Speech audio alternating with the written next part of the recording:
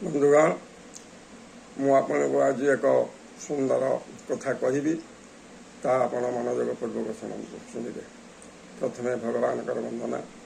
रामचंद्र दशरथ तनया प्राकारं मध्यवर्ती सौहृदे स्वहस्ते खाद्यपात्र भ्रमसि प्रगणे दृष्ट्वा भूषण्डकाकं भुक्त उच्चिष्टं रामरूपदर्शनं दुर्गमध्ये गच्छति अंगुली स्पर्श देहि सदेवता कुर्वन्तु ते मंगलम।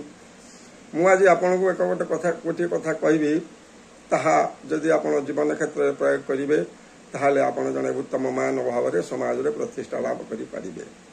शुणु मानवान षट कर्म कि तमाने मनीषर छटा मुख्य कर्म कौन।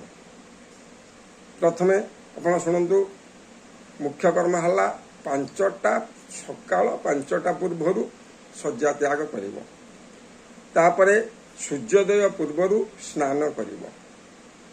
सूर्योदय पूर्वर स्नान कर सारा परे देव पूजन कर देवता को पूजा कर। देव पूजन पर पितृतर्पण पितृपुरुष उद्देश्य तर्पण कर।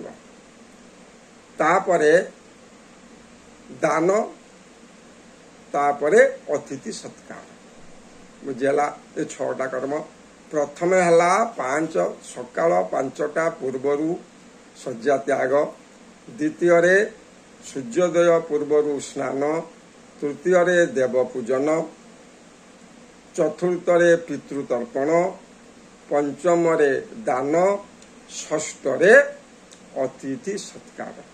जो मानव यही 6टा कर्म करे सी व्यक्ति समाज रे उत्तम मानव भाव में प्रतिष्ठा लाभ करे। ता जीवन रे केवे दुख दुर्दशा आसे नहीं। तेणु आपण जदि मनोयोग पूर्वक यही 6टी कर्म को करती प्रत्येक मानव प्रत्येक हिंदू सनातनी व्यक्तिर यही 6टी कर्म नित्यांत आवश्यक। तेणु आकु जदि आमे मनोयोग पूर्वक करती ताहले आमे जड़े उत्तम मानव भाव में समाज में प्रतिष्ठा लाभ करिपारिबा।